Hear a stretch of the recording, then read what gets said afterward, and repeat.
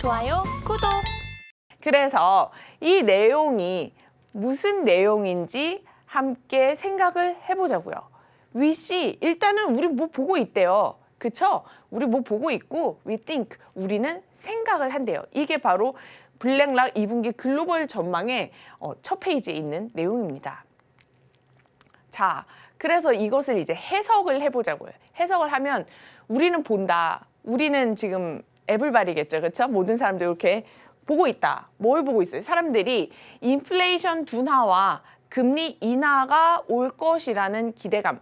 사실 올 초에만 해도 굉장히 또 금리 인하에 대한 기대감이 많았어요. 그런데 벌써 4월이잖아요. 그렇죠? 이제 5월인데 벌써 5월인데 6월이면 1년의 반이 끝나잖아요. 그렇죠? 근데 아직도 고물가고요. 우리나라도 그렇지만 미국도 마찬가지죠. 인플레이션은 잡히지가 않고 있습니다. 그래서 사람들이 이러한 기대감을 가지고 있는데 결국에는 지금 안 떨어지고 있잖아요. 상황이 힘든 상황이 계속 진행이 되고 있습니다. 그래서 우리는 본다. 사람들이 인플레이션 둔화와 금리 인하가 올 것이라는 기대감을 가지고 있는 것을 우리는 보고 있다. 그쵸? 그런데 우리는 생각한다. 이 블랙락이 이제 생각하는 거예요. 그쵸? 인플레이션이 되살아날 위험이 결국 이 분위기를 위축시킬 수 있다고 얘기를 하였습니다. 실제로 지금 상황을 보면 미 증시 쪽 상황이 좋지가 않습니다. 그쵸? 지금 증시가 굉장히 좋지가 않아요. 그러면 나 이럴 때 뭐 사지? 난 지금 안 사면 되잖아 라고 생각할 수 있지만 또 꼭 사야 될 때 있잖아요. 꼭 사고 싶을 때. 그렇죠? 그럴 때 이제 한번 살펴봅시다. 그래서 인플레이션이 지금 안 잡힌다고 그랬는데 계속 안 잡힌다고. 이 그래프를 보시면 그렇죠? 코어 인플레이션이 지금 이렇게 머리를 이렇게 빼꼼히 들고 있는 거 볼 수 있어요. 보이시나요? 이제 머리를 이렇게 내밀고 있잖아요. 이렇게 고개를 들고 있어요. 인플레이션이 지금 좀 떨어져야 되는데 다시 얘가 좀 2022년에 위 찍고 좀 내려가는가 했더니 다시 막 올라가고 있는 거예요. 그래서 지금 상황이 좋지만은 않다라고 볼 수가 있고요. 실제적으로 기본적인 미국 인플레이션율을 우리 시청자분 여러분 누구나 살펴볼 수 있어요. 이 트레이딩뷰라는 사이트에 가면 무료로 이거 다 볼 수 있고 인터넷에 네이버에 그냥 검색 이런 거 하셔도 그냥 다 찾아볼 수가 있어요. 그래서 인플레이션율 이 그래프라는 게 있죠. 그렇죠? 그러면 2021년을 기준으로 우리 차트상으로 기술적 분석을 할 때는 요 왼쪽에 뭐 매물대가 있구나. 일반적인 차트 분석을 할 때. 그러면 여기가 지금 매물대가 가장 많은 구간인데 2021년 이후로 쭉 뚫고 올라갔다. 그래서 다시 정부가 좀 잘해서 좀 떨어지나 했는데 아직 목표치인 2%가 이 목표치입니다. 지금 목표치에 도달하지 못하고 여기 요 상단이 있죠. 요 그래프 상단. 여기에서 지금 이렇게 지지를 받고 있는 거예요. 그쵸? 뭔가 수렴 중인가? 우리 이제 기술적 분석을 할 때는 그래프를 그렇게 얘기를 합니다. 이렇게 수렴하고 있나? 이러다 다시 올라가나? 이런 식으로 생각을 할 수 있는 거죠. 자, 우리가 인플레이션 대비를 해야 돼요. 지금 어떻게 될지 모르는데 아무튼 고개를 내밀고 있으니까. 그렇죠? 그러면 인플레이션 대비를 할 때는 보통 일반적으로 생각하는 기본적인 지침, 너도 알고 나도 알고 많은 사람들이 알고 있는 바로 그런 일반적인 인플레이션을 대응 계획이 있습니다. 한 3가지 정도를 제가 생각나서 가지고 왔는데요. 첫 번째는 이제 실적이 받쳐주는 종목만 사라. 이런 얘기입니다. 실적이 굉장히 중요해지는 시기예요. 왜냐하면 특히 지금 우리나라는 가끔 실적을 인정 안 해줄 때가 있어요. 예를 들면 뭐 현대차 같은 경우, 그 현대차 같은 경우를 그래프를 보시면 어떤 느낌이신지 제가 함께 보여드릴게요. 지금 이 보시는 차트가 현대자동차 보통주예요. 현대차가 한때 정말 가격이 안 올랐어요. 뭐 드론을 발표해도 가격이 안 오르고 신차가 나와도 가격이 안 오르고 가격이 안 올라요. 이 보시면 지금 가격이 안 올랐잖아요. 요 이전에. 그쵸? 뭘 발표해도 현대차는 뭐 실적이 좋고 뭐 발표하고 뭐 이거 좀 괜찮아 보이는데 해도 주가가 꿈쩍을 안 하는 거예요. 그런데 여기 보시면 여기 꿈쩍한 거 보이시죠? 여기 올라갔던 거. 이것이 무엇이냐? 애플카 루머가 터졌을 때. 이때 애플카 루머 터졌을 때 탁 올라가더라고요. 뭘 해도 안 오르던 그 현대차가 애플카 루머가 터지고 막 오르는 거예요. 그래가지고 만약에 여기서 샀잖아요. 그러면 애플카 루머가 갑자기 루머에 그쳤다. 우리 그런 적 없다 하면서 갑자기 폭락했던 그 사건 기억하시나요? 마음이 아픕니다. 이유는 말하지 않겠어요, 제가. 근데 여기서 폭락해가지고 아무튼 애플카 때문에 오르더라고요. 뭘 발표를 해도 안 올리는데. 그래서 그런 경우가 또 간혹 있어요. 실적이 뭐 상관없이 뭘 발표해도 안 되는. 근데 이게 미국 증시 같은 경우는 보통 실적을 확실하게 반영해 준다라는 또 얘기가 있습니다. 그래서 미국에서는 이 실적이 굉장히 중요합니다. 미증시에서는. 보통 실적이 받쳐주는 종목은 일반적으로 누구나 얘기했을 때 다 아는 너 신발 뭐 신었어? 나이키 뭐 이런 거 있잖아요. 그렇죠? 그런 회사들은 조금 안정적이다. 뭐 물론 안정적이라고 해서 뭐 우상향은 할 수 있겠지만 매일매일 오르는 것은 아니죠. 매일매일 오르는 것은 아니지만 일반적으로 이제 실적이 받쳐주는 종목은 우리가 누구나 얘기했을 때 잘 아는 그런 종목들. 뭐 물론 지금 뭐 스타벅스 같은 경우는 누구나 다 알았지만 주가가 지금 굉장히 폭락했어요. 실적 때문에. 그런데 그렇지 않은 종목들도 분명히 있고 그 실적이 뭐가 받쳐줄 것인가. 그러면 누구나 쉽게 생각할 수 있는 게 뭐 구글 이런 거 아니야? 애플 뭐 이런 거? 그렇게 생각할 수 있죠. 그렇죠? 그래서 그런 종목들이 일반적으로 해당이 됩니다. 그 두 번째는 안전자산으로 해지를 하세요. 이럽니다. 해지는 뭐죠? 뭔가 내가 투자하고 싶은 게 있어도 뭔가 다른 섹터를 조금 이렇게 분산을 시켜라. 이런 얘기죠. 그래서 인플레이션이 올라가면 인플레이션이라는 게 올라간다는 것 자체가 지금 벌써 머리 아플 수도 있는데 다들 중고등학교에 다 배웠어요. 기억나실는지 모르겠지만 저도 사실 기억이 안 나서 따로 찾아봤는데 인플레이션이라는 것은 현금 가치가 하락한다는 거예요. 돈의 가치, 현금 가치가 하락한다. 그럼 상대적으로 이것과 반대되는 개념의 안전자산이라 불리우는 예를 들면 금 같은 거. 금을 사세요. 금으로 해지하세요. 옛날 같으면 그렇게 얘기를 했습니다. 요즘은 이제 비트코인이라는 상품이 있어서 거기가 어떤 스탠스를 취하느냐에서 좀 다를 수 있는데 비트코인이 지금은 여기 붙었다가도 저기 붙었다가도 막 그러고 있거든요. 그런데 아무튼 간에 이 금은 전통적인 안전자산으로 보통 그렇게 얘기를 합니다. 지금 같은 경우는 인플레이션은 현금 가치가 하락하고 장기 채권 매력도도 좀 하락하고 대신에 금 같은 건 좀 좋아. 안전자산으로 좀 해지할 수 있어. 그래서 이럴 때는 뭐 금을 좀 사세요. 이런 얘기도 쭉 해오고 있습니다. 그리고 이 세 번째는 이제 지수 추종을 하는 그런 종목을 피하라는 거예요. 왜냐하면 여러분들 아실는지 모르겠지만 지수가 만약에 이렇게 그냥 내려 꽂는다. 그런데 내가 투자하려는 종목이 소형주고 펀더멘탈도 조금 약한데 얘는 값이 매우 저렴하니까 2배는 금방 올 것 같아. 이런 생각할 수 있지. 예를 들면 이런 거죠. 종목이 되게 좋은 게 있어. 좋은 게 있는데 얘가 200불이에요. 그쵸? 200불. 200불에서 2배 가려면 400불이잖아요. 그쵸? 근데 내가 살까 말까 고민하는 게 있는데 걔는 지금 1불이에요. 1불. 1불짜리 종목이 있어. 그럼 우리가 약간 머릿속으로 생각하기에 200불에서 400불 가는 건 좀 어려워도 1불에서 2불 가는 건 쉽지 않을까? 이렇게 쉽게 생각한단 말이에요. 그래서 그러면 나는 그리고 200불 내가 가지고 있는 돈이 200불이면 얘는 주식 종목을 한 주만 살 수 있잖아요. 그렇죠? 200불이니까. 근데 얘는 1불로 하면 같은 뭘 한데 얘는 수량을 200개를 가질 수 있잖아요. 그렇죠? 200개.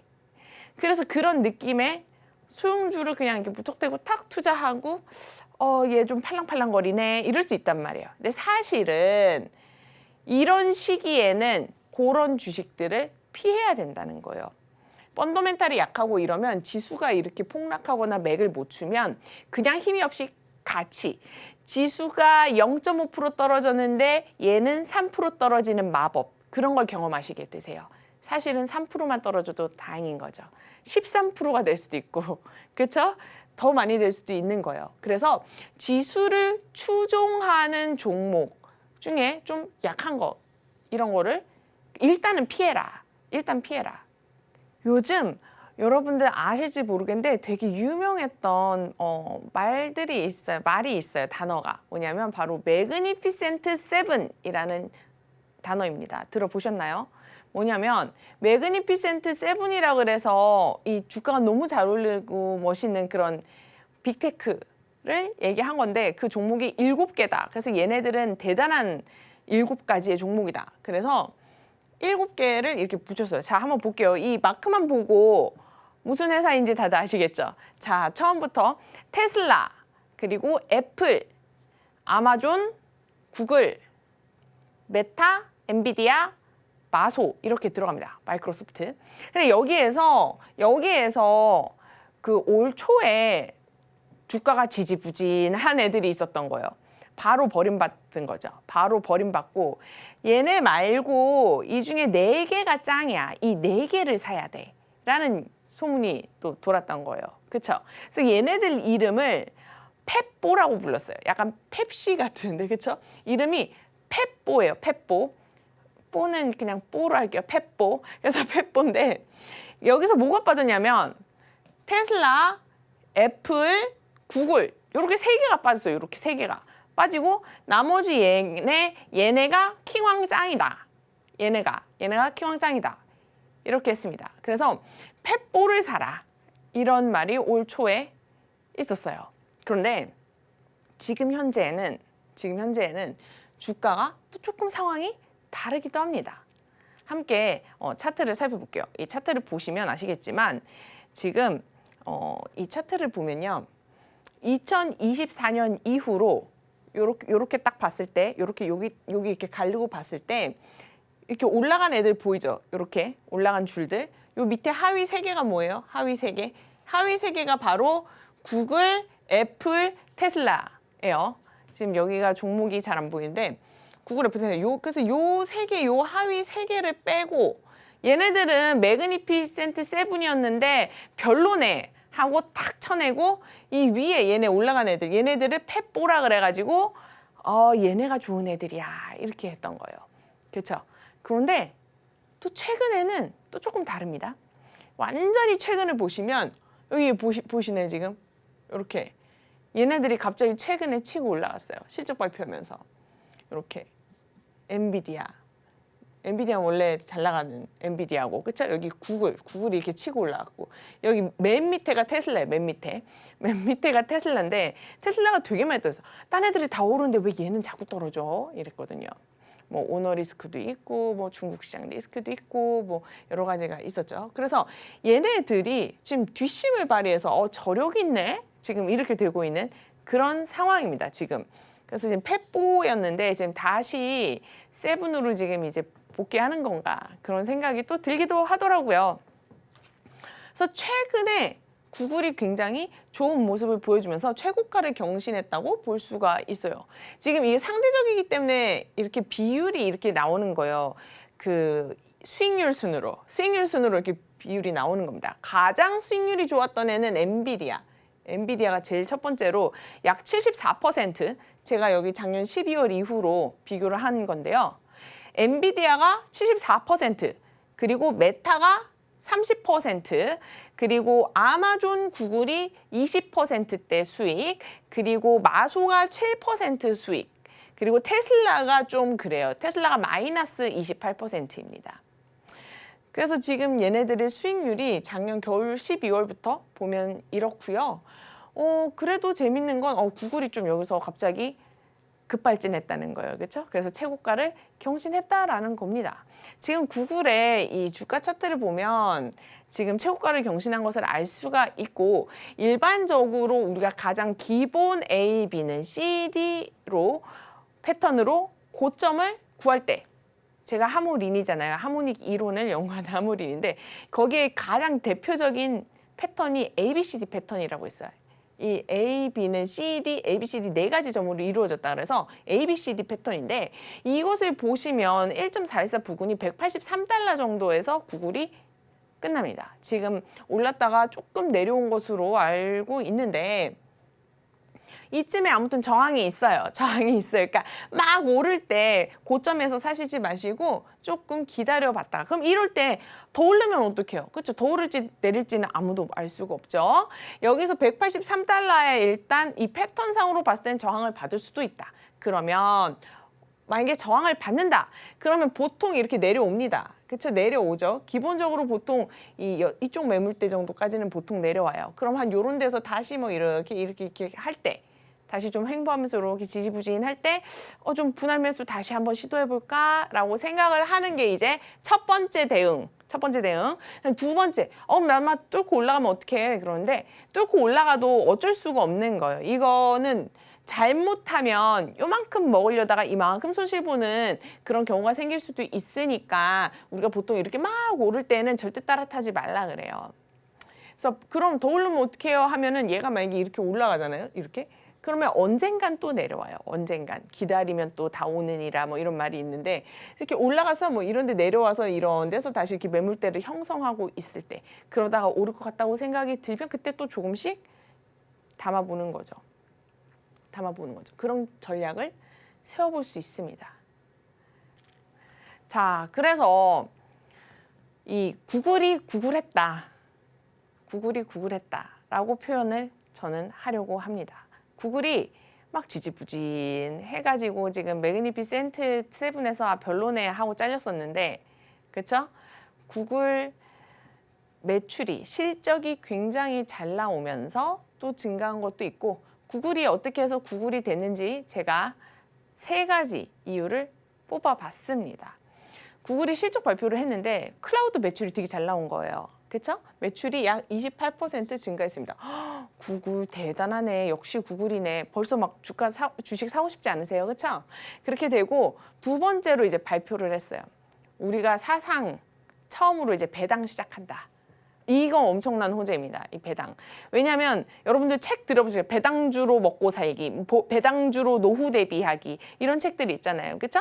그래서 그만큼 배당이 약간 좀 쏠쏠한데 이런 느낌이란 말이에요. 그래서 사상 첫 배당을 시작한다는 거. 그리고 배당을 시작한다는 건 뭐죠? 기업이 우리 좀 살만해 이거겠죠. 그렇죠? 그래서 좋은 호재로 작용을 한 거죠. 그래서 가격이 또 급등했고, 마지막으로 또 잘 나온 이유가 바로 이 자사주 매입 계획이라는 거예요. 자사주 매입. 보통 자사주를 팔았다. CEO가 우리 회사 주식을 팔았다. 그러면 굉장히 악재입니다. 왜 팔았지? 회사 버리나? 왜 팔았지? 회사가 경영난에 시달리고 있나? 보통 이렇게 생각한다고요. 그럼 이 반대로 자사주를 매입하겠다는 계획은 어떻게 되죠? 본인들이 봐도 자기 회사가 잘 나갈 것 같은가 보네. 이렇게 생각하는 거죠. 그렇죠? 그래서 이런 것도 굉장히 호재라고 할 수가 있어요. 그래서 구글이 구글했다. 구글의 지금 굉장히 좋은 실적과 발표가 3가지로 구글 주가가 쭉 상승했다라고 볼 수가 있습니다. 그래서 여기가 이렇게 쭉 올라간 것을 볼 수가 있어요. 자, 그래서 지금 미 증시에 이런 말이 생겼습니다. 시총 2조 달러 클럽이 생겼다. 근데 시총 2조 달러 클럽에 사상 최초로 4개의 기업이 들어갔다라고 뉴스가 이렇게 대문짝만하게 났습니다. 이 차트를 제가 가지고 왔어요. 뭐냐면 얘는 이제 AI의 대표라고 할 수 있는 AI고, 그다음 밑에는 스페이스라고 해서 한때 유행했던 이제 우주, 달 보러 가자, 투더문 하는 우주 여행을 개발하는 그런 기업입니다. 위에는 AI 관련한 그런 기업이고요. 제일 위에는 구글입니다. 그럼 우리가 다 같이 이렇게 하락을 하잖아요. 그렇죠? 근데 하락을 하는 걸 보시면 얘가 지금 2022년 이제 초부터 투자를 했을 때 비교를 한 거예요. 그냥 구글을 샀다.